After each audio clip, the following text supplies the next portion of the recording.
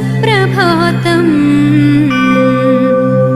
त्वं गाधिसूनु परमर्षिवरेण दृष्टा तेजोमयी सवितुरात्ममयाखिलार्था सर्वार्थधा प्रणतभक्तजनस्य सस्वत् गायत्री लोकविनुते तव सुप्रभातम्।